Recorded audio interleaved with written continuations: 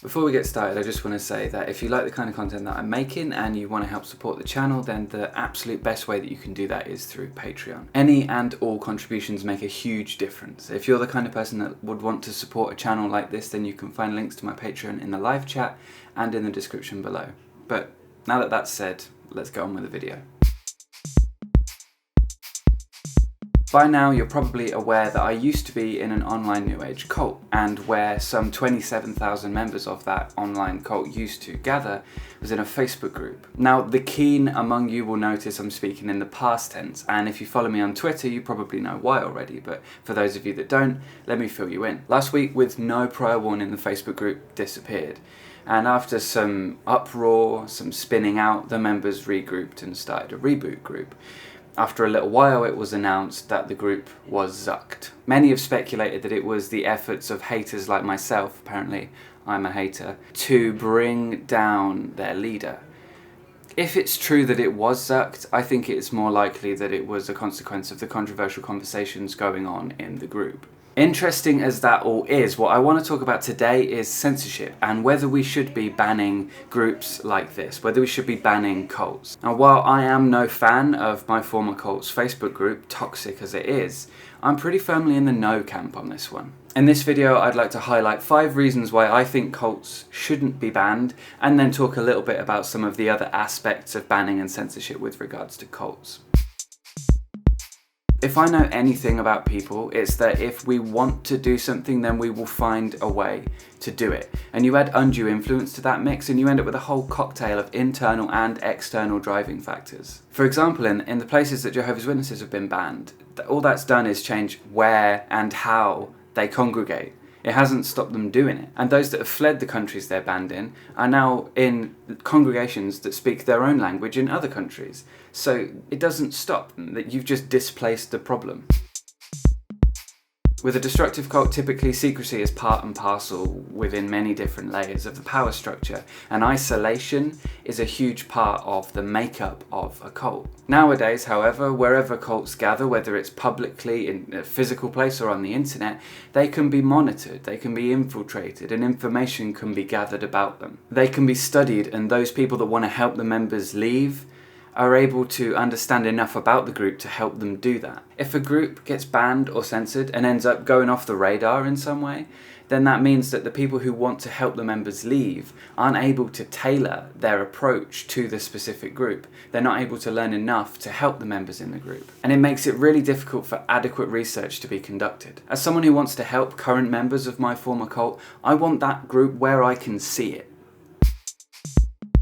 The cults will rationalise the censorship or banning, and they will fit it into the cult's map of reality, the cult's worldview. They may even see it as a vindication of their truth or their knowledge or their better life, and that the government or devil or outgroup fears them and wants to suppress them. Let's not forget that we're talking about groups here that believe they have the truth, capital T on truth there. Censorship is never gonna be because they've done something wrong. They're never ever gonna even begin to think, maybe this is happening because we're doing something wrong. They've got the truth. So why a person or a company or a government or whatever is banning them or censoring them is gonna go right over their heads. So many groups have these persecution complexes, and banning and censoring is only going to feed into their us versus them mentality. It may drive them to become more irrational in their view and treatment of the outside world, and it may add to their paranoia and or fictions given colour by confirmation bias. Not to mention that we're talking about groups here who, for the most part, see themselves as the future of humanity, humanity's ideal, you know. If not, then they'll see themselves worthy of the freedoms that other comparable but non-destructive groups enjoy.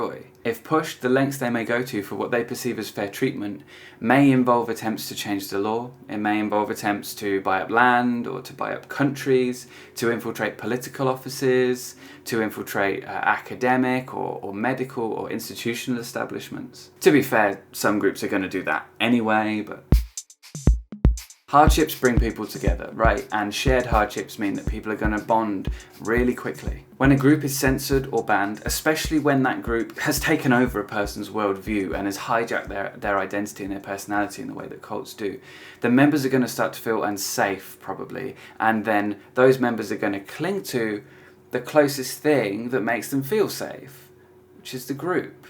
Chances are that they'll throw in more fervently with each other, and then the shared hardship is only going to strengthen their conviction that there's some kind of special soul family or whatever.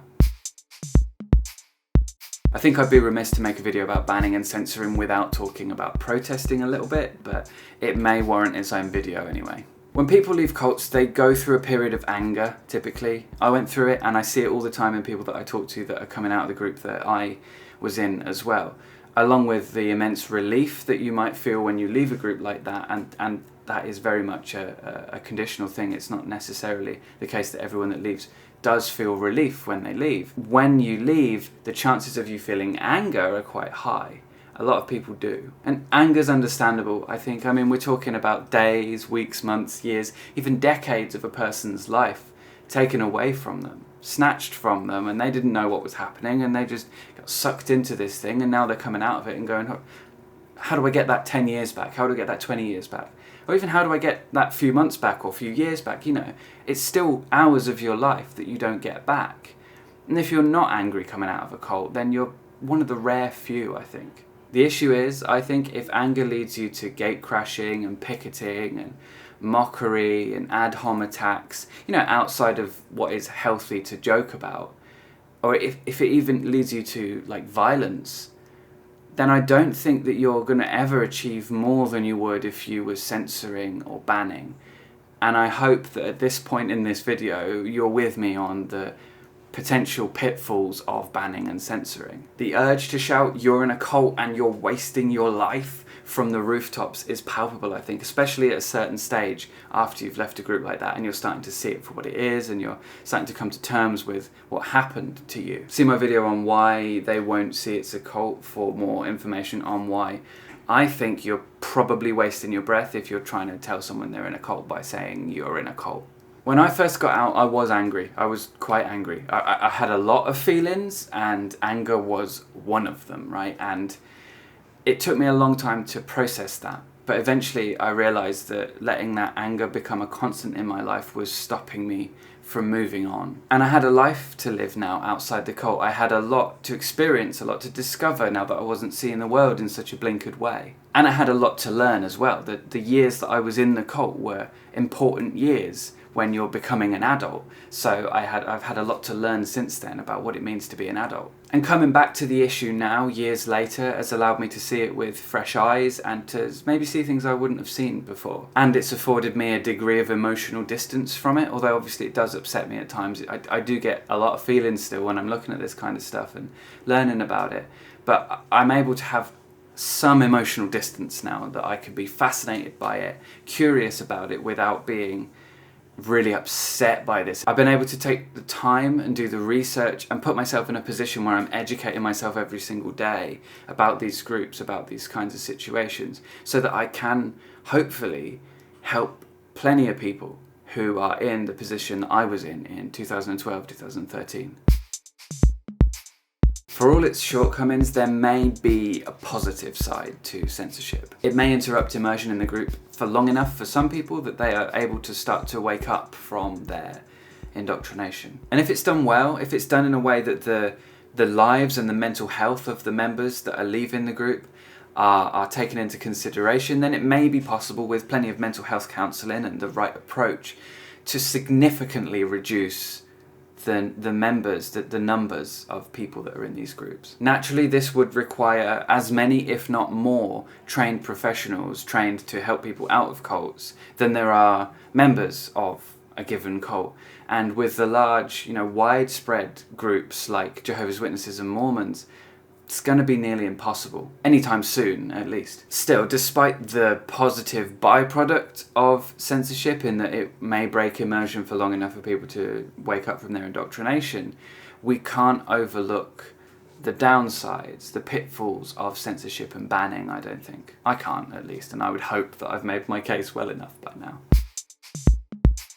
While it's really tempting to think that banning something will stamp it out, I don't think that that's really the norm in a lot of situations. Just think of any instance of banning or censorship or prohibition in any way.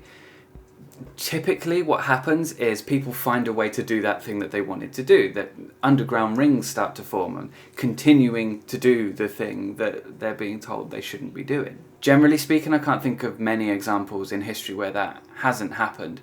And in the cases where it hasn't happened, I think that we can explain why it hasn't happened better, not by the prohibition or the censorship or the banning, but by looking at the state of society before the banning or whatever came into place. It may be the case that the general consensus was that that thing shouldn't be done, and then the law or whatever came into effect and people were like, oh yeah, well no, that law should be there, of course, yeah, because we all agree that it shouldn't be there. And it just starts to make it more difficult for the people who still wanted to do that thing. And in those cases, what you actually see, I think, and in one particular case that I'm thinking of now, which you may also be thinking of because of the things that I've already said, that I'm not going to explicitly say because of demonetization, there are still rings, there are still people, there are still organisations in the world that operate underground that do those things, even though it's illegal to do those things. So in certain cases I could imagine that censoring and banning, prohibition and stuff might be the right course of action, and it may actually work. And I'm not going to say all banning doesn't,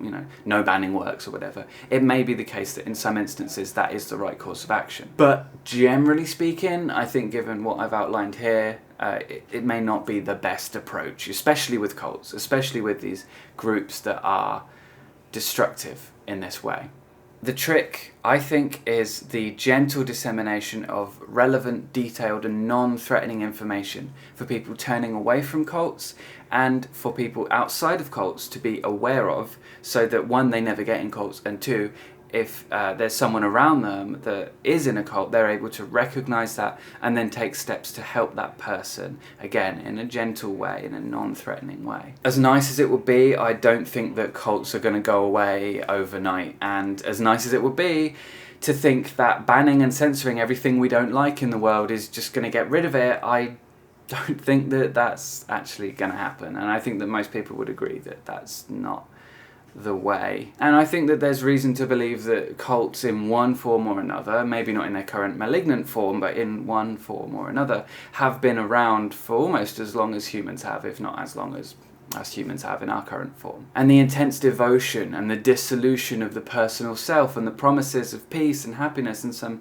great answer to all of life's questions, there's definitely some appeal to that for quite a lot of people, if not most people, And given that our current society seems to breed narcissism, I don't think that we're going to be short of new cult leaders that are ready to pop up and start their own little groups anytime soon. So really, we're playing the long game, I think. And there are so many knowledgeable and talented and genuinely insightful people working on engaging people on this subject and educating people on this subject in one way or another. Here on YouTube alone, I've had the absolute pleasure of speaking with a number of people already who are doing this kind of work, and I see people doing similar things the world over. So it is happening. The information is out there.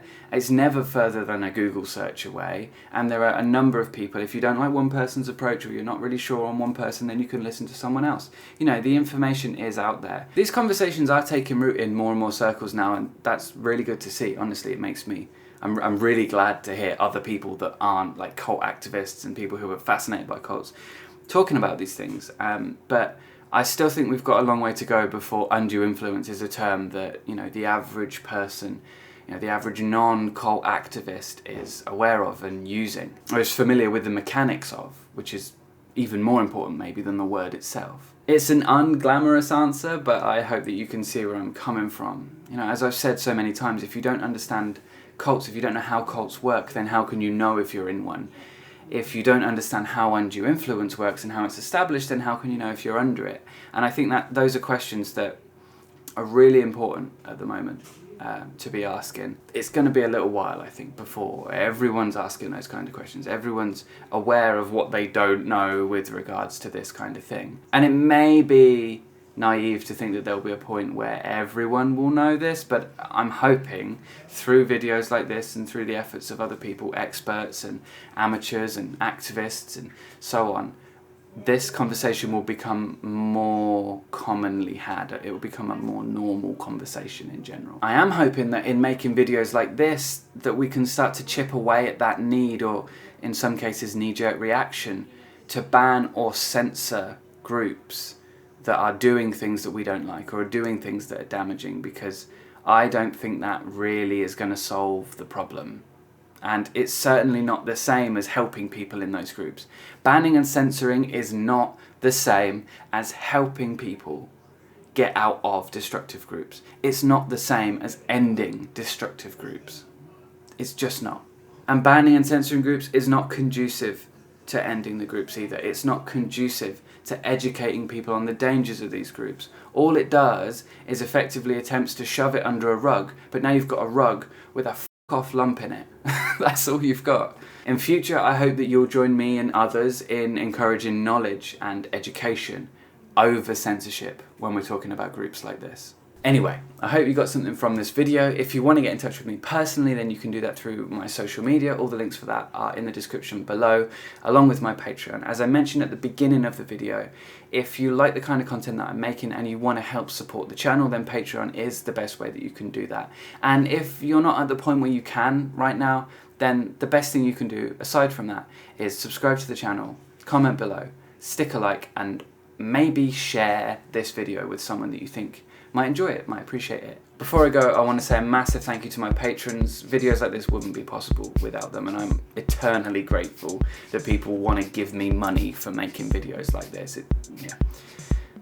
Anyway, I will bid you farewell for the minute, but if you want to stick around and you want to watch more videos, then I'll see you in the next one.